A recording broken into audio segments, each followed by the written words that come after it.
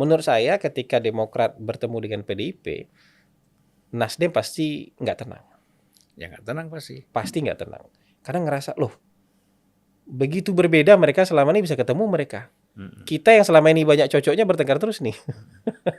Yang kita sudah banyak cocoknya, capresnya Ya kalau sama, Nasdem bertengkar sama terus nih. PDIP itu kan walaupun sama-sama dalam koalisi pemerintah, Tapi selalu ya, berbeda. sama-sama dalam koalisi pemerintah di permukaan ya bertemu, tapi Ya, sebenarnya figurnya nggak ketemu. nggak ketemu, Ya. ya. Karena Figur kan pemilik kita lihat partainya nggak ketemu. balas-balasan itu kan ketika Bang Surya Ya, di Rakernas itu bicara soal ya berbalas pantun lah mereka. Ada partai sombong. ada ya, Ya, sini akan kayak gitu. bicara lagi kan, jadi Iya, iya. memang agak susah. Untuk saat ini mungkin susah, lebih mungkin ketemu dengan Demokrat. Ya mungkin pertengkarannya udah lama, Bang. Hari ini udah mulai bisa diturunkan lah tensi pertengkarannya. Kalau dengan Nasdem masih hangat-hangatnya ini, masih susah turun nih tensinya kan kayak gitu. Ya saya kira memang apa ya,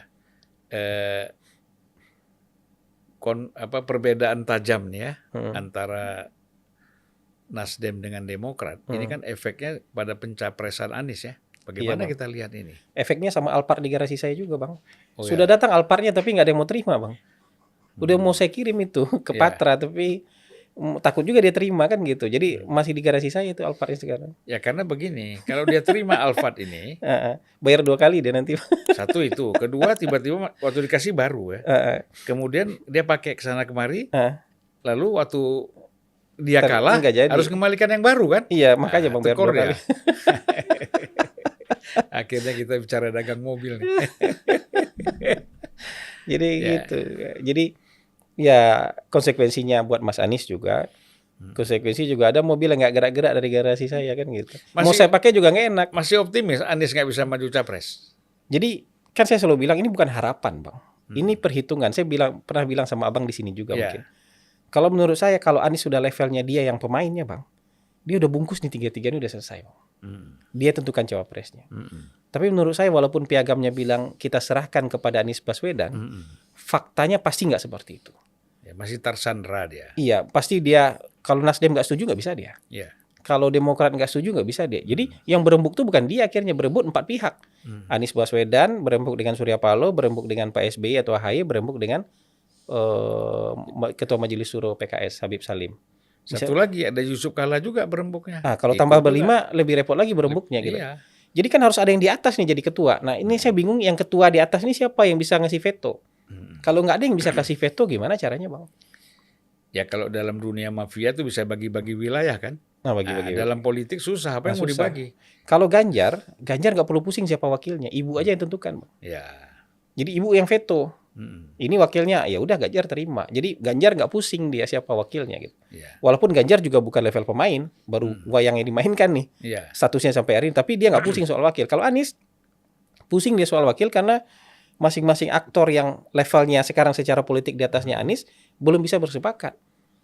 Jadi itu susah. Makanya kalau level dia sudah di atas, udah beyond ketua partai ini, sebenarnya dia dengan mudah bisa tentukan wakil.